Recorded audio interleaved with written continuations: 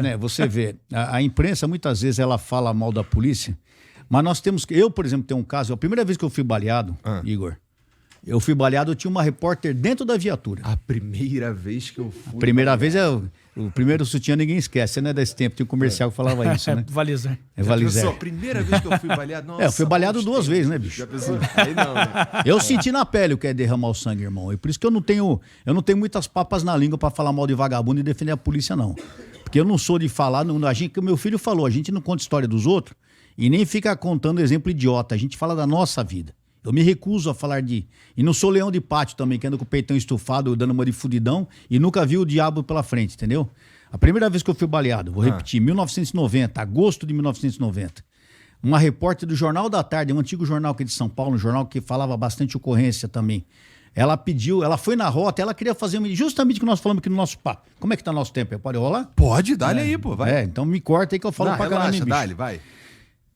Como todo mundo falava que policial é tudo louco, policial da rota usa droga, fuma maconha, tudo tem parte com outros as coisas. Ela queria mostrar que o policial de rota era um homem normal, um pai de família normal. E ela foi justamente mostrar a parte religiosa do policial. Então ela chegou na rota uma determinada tarde, em agosto de 1990. Rafa ia fazer 4 anos, né, filho? Uhum. E ela queria entrevistar, ela entrevistou os policiais militares evangélicos, nós somos evangélicos, os católicos e os espíritas e umbandistas. E todos, dentro da sua religião, professavam a sua fé, mas todos eram unânimes dentro da polícia militar, no segmento, na cultura de rota. Porque a minha religião não me impede de ser um excelente policial. Uhum. Lá na igreja eu sou irmão Paulo. Aqui eu sou coronel Telhado, não mistura. Eu não misturo as coisas. É bem claro nisso. E ela entrevistou os evangélicos, os católicos, os espíritas, e no final ela foi pedir pro comandante, na época o coronel Tadashi, coronel, eu queria sair com uma viatura de rota para conhecer o serviço, fotografar e tal. Ele já, não, vai falar, sai com o tenente Meyer. Ela falou, não, eu quero sair com o tenente Telhada. Ué, mas por que o tenente Telhada? Porque ele é evangélico, eu quero mostrar justamente essa disparidade do policial evangélico, de repente ter que trocar tiro com alguém e tal. Pô, e é realmente um negócio, matar uma pessoa, Igor, é horrível. Então, não é legal, é horrível. Quando você tira a vida de uma pessoa, por mais que você esteja defendendo a sua vida ou de outra pessoa, é uma coisa traumática, é uma coisa difícil. Você matou uma pessoa, ele tem família, ele tem pai, mãe. Por mais canalha e desgraçado que ele seja, ele é um ser humano também, igual você. Então isso choca a nossa parte física, psicológica e a nossa parte espiritual. Todos nós temos uma alma para dar conta. Como é que foi a tua... Quando você acaba tendo que matar alguém pela primeira vez, tu já era evangélico? Já, eu nasci evangélico. Nós somos da Congregação Cristã no Brasil, meus avós já eram da igreja, nós somos músicos na igreja. Músicos. Nós somos músicos na igreja. E nós levamos nossa religião muito a sério. Só que a gente não mistura as coisas. Deixo bem claro isso aqui. A primeira vez que eu matei uma pessoa, que eu participei de uma ocorrência, a turma falou, a primeira vez que você matar, você não vai dormir. Você vai acordar à noite. Isso aqui é dormir que nem um anjinho, rapaz. Dormi gostoso. Foram 2 ladrões num assalto a uma cervejaria ali na Brahma, ali na rua Turiaçu. Foi no dia 25 de novembro de 1985. Porra, tu é bom com data, Eu sou bom de data. Eu era segundo tenente ainda. Morreu 2 vagabundos, 2 foram presos, 11 reféns, nós salvamos 11 reféns, só aí já valeu a pena, 11 reféns ilesos. As armas naquela época eram escopetas, não tinha pistola, era revólver e escopeta. Volta a contar como você foi baleado, pô. Não. Eu tô Já respondendo saiu, pra ele. tá na outra já, velho. Deixa eu responder pra ele, porque ele falou como foi a primeira vez que eu participei. E eu lembro que na época tinha um vagabundo, loirinho, assim, eu tinha na época, em 85, eu já tinha... Deixa eu falar, pô, você fica me cortando, pô. Não, o cara fica cortando a minha. Vai lá. Eu tinha o quê? Você já era nascido? Não, você não era nascido. Eu tinha 24 anos na época. Eu já era casado, tudo. E eu lembro que o vagabundo trocando tiro com a gente, depois, quando nós socorremos, acabou a ocorrência, eu lembro que nós levamos esse cara pro Fraturas da Lapa. Esse PS nem existe mais, né? Hoje é um mercado, é um supermercado. E eu lembro dele morto assim em cima do mármore. Sabe o que é o mármore, né? O mármore é a mesa mas os necrotérios, as mesas são de mármore. Então, quando falar que o cara foi pro mármore, é porque a mesa era de mármore. Hoje é mais outra, mas era de mármore. Alumínio. E eu lembro do cara morto na mesa e nós fomos lá, porque a gente tem que ir lá depois ver o corpo, anotar os buracos, onde entrou, onde saiu o tiro. A gente tem que fazer tudo isso para efeito legal, para ocorrência, né? Nós somos obrigados a fazer isso. E eu lembro que eu entrei no necrotério e eu vi o cara no mármore lá, cara, e o sangue pingando assim, fazendo aquela poça de sangue no chão. Coisa horrível. E aquilo me olhou, aquilo me deu um... Falei, caramba, esse cara... E ele era da minha idade, mais ou menos, 23, 24 anos. E um cara tá bem apessoado. Quando vai falar com a gente que homem, não fala, o cara era bonito. O cara era bem apessoado. O cara era bem... Um rapaz bonito, bem apessoado. Nossa, hoje teria idade pra ser meu filho, né? E eu lembro dessa cena, eu olhei assim e falei, porra, bicho, o cara... 1 hora, meia hora, 2 horas atrás, o cara tava vivo, gritando, dando tiro na gente. Agora o cara tá aí morto, pingando sangue. Aquilo me chocou. Mas aí fomos apresentar a ocorrência e tal. É aquele tempo demorava pra apresentar, não tinha a parte virtual, hoje era difícil. E aquela noite eu fui dormir, eu falei, não vou conseguir dormir, né? Porque todo mundo fala, primeiro cara que você mata, você não vai dormir. Por quê? Dormi deliciosamente. No outro dia eu fui trabalhar e falei, vinde a mim, vós todos, que eu vou pra cima disso aí, entendeu?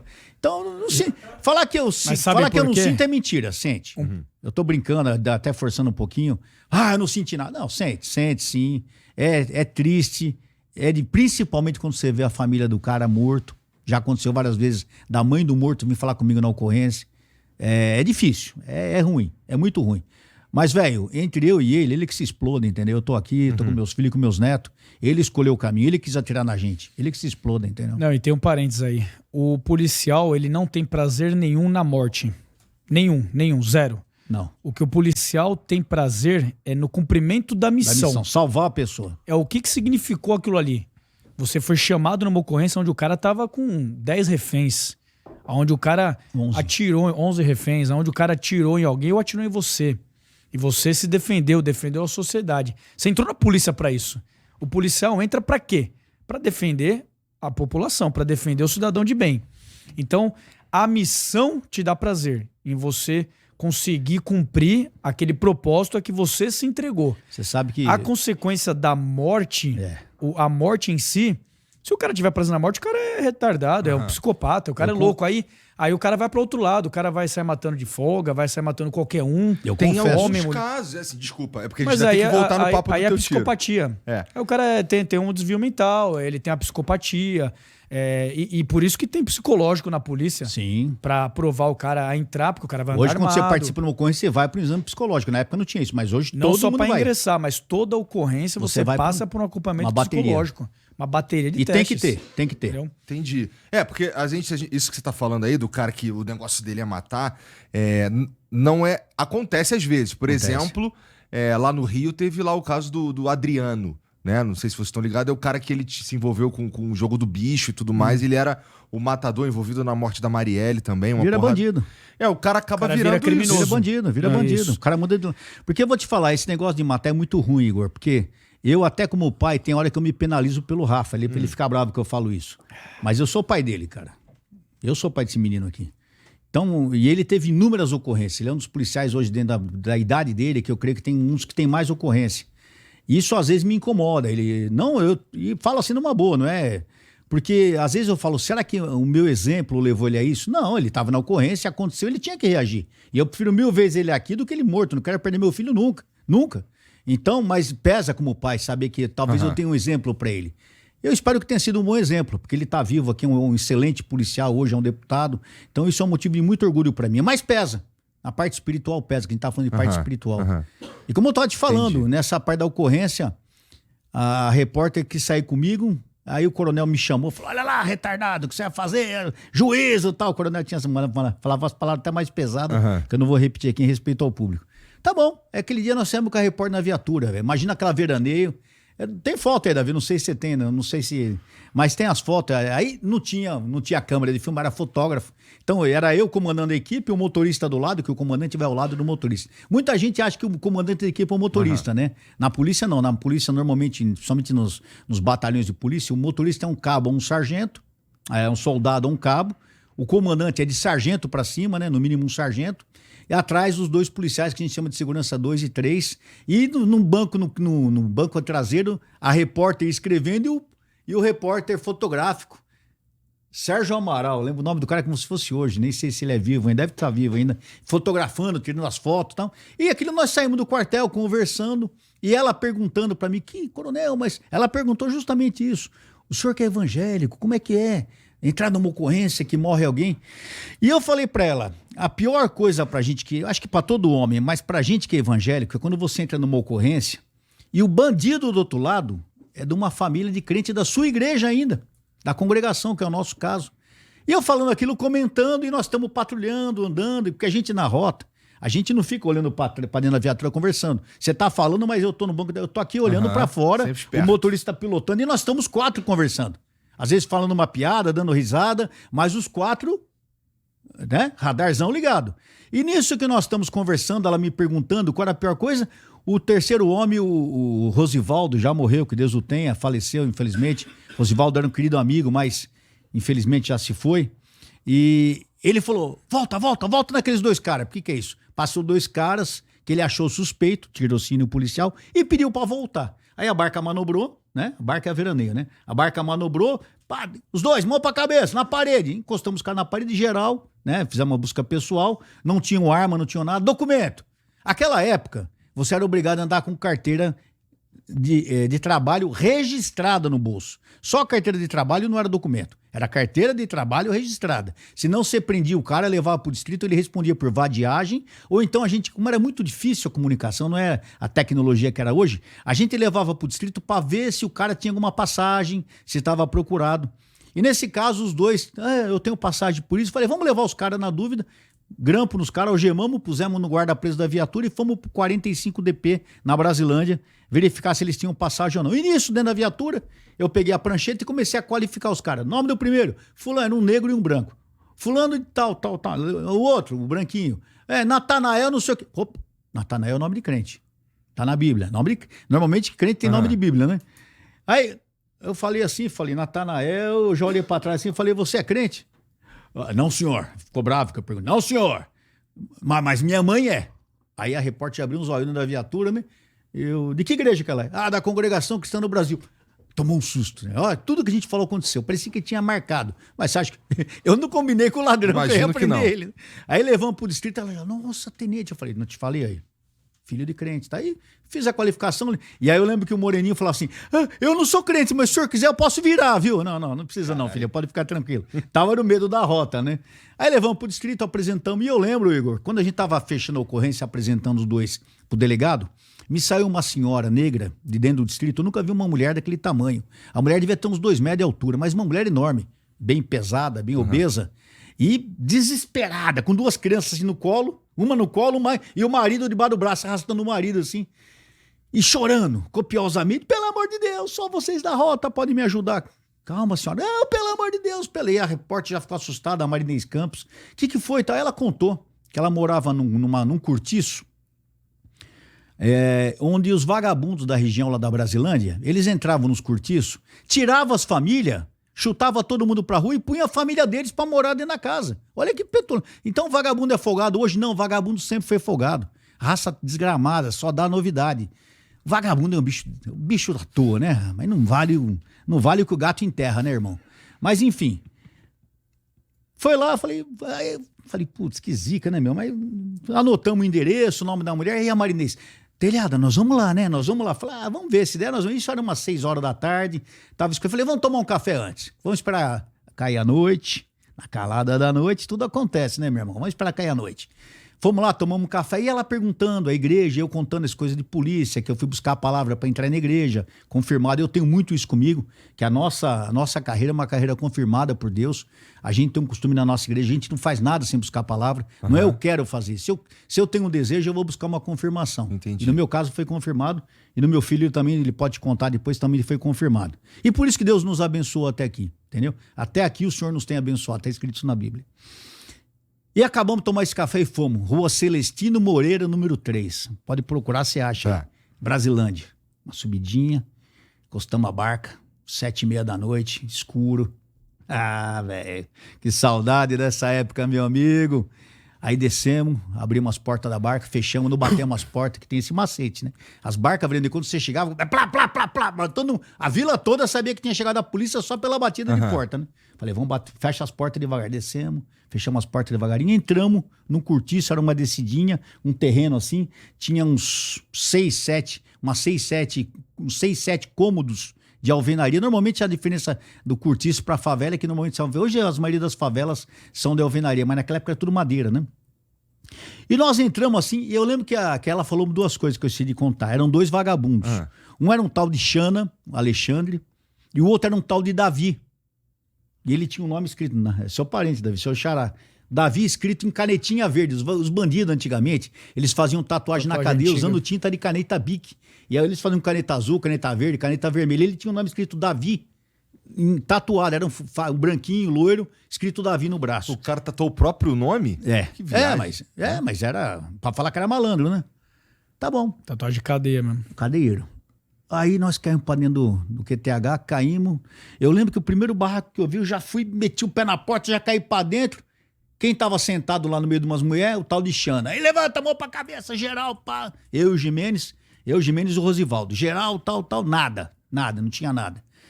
Seu nome? Já falei, você que é o Xana? Não, sim, senhor. Falei, não, senhor, pelo amor de Deus, eu moro aqui. Falei, quem mora aqui? As mulheres com os dois olhos assim, porque ele não morava lá. Ele viu a rota chegando, correu pra dentro e sentou no meio onde as mulheres estavam sentadas. Uhum. Falei, vagabundo covarde. Porque não encara a polícia na hora que chega. Corre pro meio da mulherada. Cadê o Davi? Cadê? Não tem ninguém aqui, não tem ninguém. Você vê como eu tiro o policial. O Jimenez, quando nós descemos correndo, eu não vi, mas ele viu. Ele olhou pro lado e viu que um dos barracos, desses cômodos, apesar de estar com a porta fechada, pela fresta da porta, ele viu que a luz de dentro estava acesa. E aí, nós prendemos esse tal de Xana e aí nós olhamos de novo, todos os barracos apagados. Ele falou, coronel. Falou, tenente, tem alguém dentro daquele barraco, porque a hora que nós passamos estava aceso. Olha lá, agora está apagado, então tem alguém lá dentro. Aí nós fomos, batemos na porta, a porta trancada pelo lado de fora, como os caras são ardilosos. Eles punham um cadeado falso pelo lado de fora. Aí eu bati, abre a rota! Nossa, imagina o ladrão, quando ele ouve, abre que é a rota, o bichão deve travar o fiofó, né, cara? Eu não queria estar no lugar dele. Abre a rota, nós vamos meter o pé na porta. E eu vi uma voz que diz, não, nós vamos sair. Eu falei, pô, já me assustei, né, bicho? Quando tem criança, o cuidado triplica, quadriplica, pentaplica, sei lá quanto explica na vez, mas porque já tem criança. Jamais um policial, numa ocorrência, ele pode ferir um inocente. Você pode ter 10 bandidos mortos, 1 milhão de toneladas de droga apreendida, mas se você ferir um inocente, a ocorrência é uma merda, zerou. Quando falou aquela voz de criança, eu tomei um susto, né? Falei, puxa, tem criança dentro, e nós já ficamos com medo assim e tal. Aí, de repente, a porta abriu um pouquinho, a luz apagada dentro, saiu 2 menininhas correndo. Aí, caramba, né? Aí eu abri a porta, assim, tudo escuro, tudo apagado. Aí eu fui com o braço, assim, olhando aqui. Aí achei o interruptor. Quando eu acendi o interruptor, acendi a luz, no cantinho do barraco tá o ladrão lá, o Davi. Uhum. Loirinho, cano na mão, já deu o primeiro tiro. No que ele deu o primeiro tiro, eu senti o tranco. O tiro acertou meu braço. Mas na hora eu nem, só senti o tranco. Aqui, ó. Dá pra ver a marca de bala aqui? Dá. Entrou aqui, saiu. Tomei aqui, eu tomei aquela ali, dei um tiro. Acertei nele também, o Jimenez atirou, acertou, ele caiu baleado, 2 tiros, tomou um na barriga e um na cabeça. Aí nós fomos pra cima, achando que ele tava, mas ele já tinha tomado o tiro. Pegamos o cano dele, a arma, né? O revólver, a gente chama de cano, né? Olhei no braço que tava escrito, Davi. Falei, é o próprio. Aí eu já saí, falei, Jimenez, tô baleado, vou lá pra fora. E nisso eu corri pra fora do local, subi até onde tava a viatura. E a Marinês, aí eu tinha pedido para eles ficarem na viatura, porque eu sabia que podia ter um entreveiro, alguma coisa, e os repórteres não podiam colocar em risco a vida deles. Uhum. Quando ela me viu baleada, ela entrou em parafuso, desesperou, começou a chorar igual uma louca. Falei, calma, que você tá me deixando mais nervoso ainda. Aí nisso tem a foto, tá aí, Rafa, a foto? Tá. Olha aí pra você ver a foto. Essa foto saiu no jornal, na capa do jornal na época, eu baleado, pra quem não acredita que polícia é mentira, polícia não toma tiro, tá aí o meu braço vazando igual uma caixa d'água furada, entendeu? Esse de bigode sou eu, belo bigodão mexicano, tenentão de rota. Voltou à moda agora. O Arnaldo acho que tá do meu lado, é um soldado negro, né, que tá comigo. Esse cara era o melhor policial militar que eu conheci, soldado Arnaldo Francisco dos Santos, um querido amigo que faleceu infelizmente. Ele aposentou, morreu 2 anos depois de leucemia. Foi uma perda incrível, um cara maravilhoso. Enfim, saiu eu baleado, um vagabundo baleado, outro vagabundo preso, eu fui socorrido pro PS Pirituba. Lembro como se fosse hoje, quando eu cheguei no PS Pirituba, parou o PS, aí entrei baleadão já, tudo arrebentado, o ladrão foi levado pro PS Freguesia do Ó, infelizmente faleceu, né? Falo infelizmente porque a gente não tem prazer, não vai fazer falta nenhuma, mas a gente não tem prazer na morte do criminoso aí. Uhum. Cara, e a minha mulher tava grávida da Juliana. Juliana é minha filha mais nova, que hoje ela tem 34, 35 anos. Ela tava, acho que de 4, 5 meses da Juliana, e eu já fiquei com medo, porque ela tinha tido, antes de ficar grávida da Ju, ela tinha tido o aborto de um bebê, e na Ju ela já tinha tido uma ameaça de aborto. Eu falei, a hora que a Ivânia souber, coitada, a Ivânia, mulher de polícia, sofre, velho. Falei, a hora que a Ivânia souber, ela vai ficar assustada, ela pode ter um problema com o bebê. Eu falei, então, não liguei não, porque naquela época não tinha telefone. Eu falei, ninguém avisa ninguém.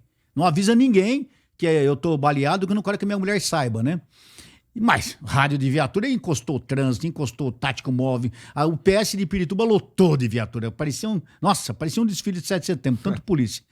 E eu peguei, quando eu fui medicado, tal, não vou contar aqui porque vai ficar todo mundo zoando, né? Porque eu tenho medo de injeção, eu odeio injeção, né? E na hora... Não, é verdade, cara, que você tinha que tomar bezetacil, e é na bunda a bezetacil, né? Tomar na bunda já é ruim, né? Mas bezetacil, mano, falei, tô fora, né? Aí, cara, mas aí teve a enfermeira falou que ia chamar os policiais, pôs os policiais de roda tudo na porta. Ó, se você não deixar tomar injeção, eu vou chamar os caras. Falei, não, então, pessoal, pode sair que eu vou. Ainda aí bem que não tinha injeção. Filmagem. Sob coação, eu tomei essa injeção, ainda bem que não tinha filmagem. Mas foi louco, né? Mas, cara, meu braço ficou desse tamanho, assim, ó. Eu lembro que pra tirar, pode ver que na foto eu tô com aqueles capotão azul. E ela queria rasgar meu capote. Falei, não, rasgar o capote não, arranca o meu braço, mas não rasga o meu capote. Aí eu tirei o capote com dificuldade, mas o meu braço ficou enorme, assim, coisa feia de ver. Mas doía. Olha, quem não tomou tiro não sabe como dói um tiro. Cara, como dói. Na hora você não sente nada.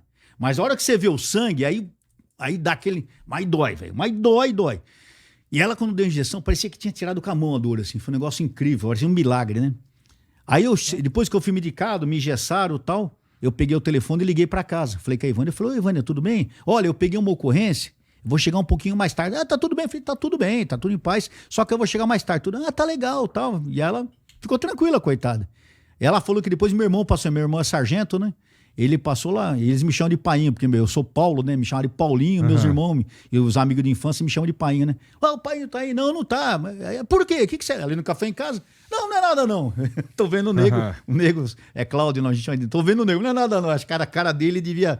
Dali a pouco encostou meus irmãos no PS. Foi uma loucura. Eu falei, pelo amor de Deus, não fala pra Ivânia. Enfim, isso eu tô contando só pra... Nossa, que essas coisas ficam na cabeça da gente, né, cara?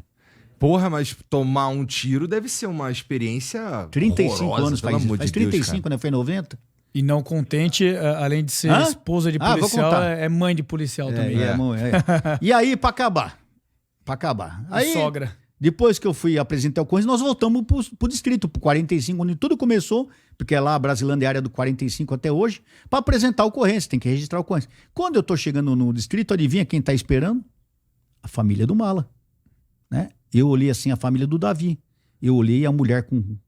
Tá vendo que é crente vestido, cabelo comprido, o pai dele todo de calça de tergal, a família quieta no canto. Aí eu falei, ai meu Deus. Falei, a família é crente. Pensei comigo já, mas não falei nada pra Marinês, né? Aí a Marinês, oi, Telhada, a família deles, você não vai falar com eles? Vamos lá. Eu fui lá, falei, dá licença?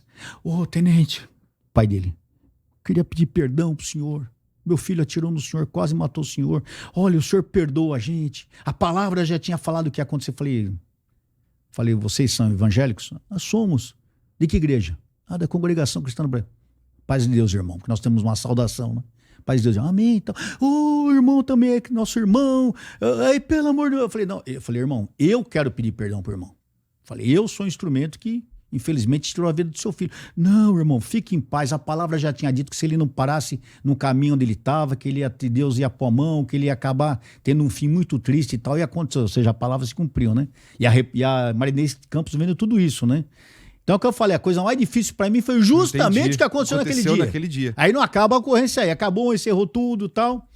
Vou chegar em casa. E para avisar minha mulher que eu estava baleado, porque eu já estava engessado e tal. Aí eu usava velha técnica policial, não contava com a minha astúcia, né? Aí eu falei, eu vou chegar com a minha mulher, vou dar um susto nela, que ela vai ficar pé da vida comigo e não vai ficar brava quando me ver baleado, né? Aí eu cheguei assim, a gente morava numa casa de aluguel, numa casinha simples. O policial tem vida simples, né, cara? Pô, que saudade daquela época, velho. Freguesia do Ó. Cara, que saudade. Poxa vida. 35 anos, hein? Aí eu lembro que eu cheguei na janela, isso era 5 horas da manhã, 5h30 já. Coitada dormindo, eu cheguei na janela e... Abre aí! Já vi que ela pulou da cama assustada, coitada. O que foi? Faz meia hora que eu tô batendo, você não... Não, tinha acabado de chegar, né, meu? Ela abriu a porta assim, com aquela cara querendo me xingar. Aí quando ela me olhou, ela olhou meu braço assim, ela engoliu e virou, saiu, não falou nada. Eu falei, pô, sabe? Aí eu entrei, fechei a porta. Ela não falava comigo. Mulher que não fala com a gente é fogo, né, cara? Mulher, quando elas xingam, tudo bem, mas quando ela não xinga, você vê que o couro vai comer, né, bicho? Aí eu fui tomar banho, tomei banho sozinho, dificuldade, então... Aí eu pus o pijama, quando eu fui pra cama, ela... O que foi que aconteceu? Você caiu? Falei, não foi nada. O que foi que aconteceu? Você tá engessado aí. Tomei um tiro. Ela fala até hoje, quando ela ouviu falar que ela tava deitada, ela falou que a cama rodou assim. Olha essa mulher, só não avisa a mulher. Aí ela, mas eu falei, não, você tá bem que eu tô bem, fica em paz, tá tudo certo. Mas por que você fez agora isso? Eu falei, desculpa, eu fiz justamente pra te quebrar, pra não te assustar. Mas você não devia ter feito. Aí ela brigou comigo do mesmo jeito, mas já tava bom, se ela tava brigando. Se ela tava brigando, quem é casado sabe disso, né? Se ela tava brigando, era um bom sinal. E ela me desculpou, e até hoje ela não esquece isso, que de vez em quando ela fala isso. Mas foi um meio que eu... a Juliana tá aí, é mãe de 2 filhos maravilhosos. Eu tenho 4 netos lindos, maravilhosos. E a Juliana é mãe, o Rafael é pai desses outros 2 netos meus. Então, eu tenho uma menina, a Laura, 10 anos. O João Paulo, que é filho da Juliana, o Cássio, que é filho dele, e o Zé Pedro, que é filho da Juliana. Graças a Deus estão aí. Então, pra você ver como que parece um filme, né? Quando você fala, parece que foi tudo montado. Quem vê, é isso que é gozado. Tu fala, mentira, isso não acontece com o polícia. Tá aí, como é que eu ia adivinhar que tudo que eu falei pra aquela repórter aquele dia ia acontecer exatamente o que eu falei? E a repórter foi testemunha disso. Então, por isso que nós temos que ter um bom relacionamento com a imprensa, porque a imprensa séria, ela mostra a realidade. E ela mostra que a gente passa realmente. E esse meu primeiro tiroteio, jamais esqueço. Eu imagino, tu tomou uns tiros já também. Ela foi até na igreja depois. É? A repórter foi, filmou dentro da igreja, deu maior barulho. Ixi, quase que eu cortaram ela. minha cabeça. Quase converteu a repórter. Entendi.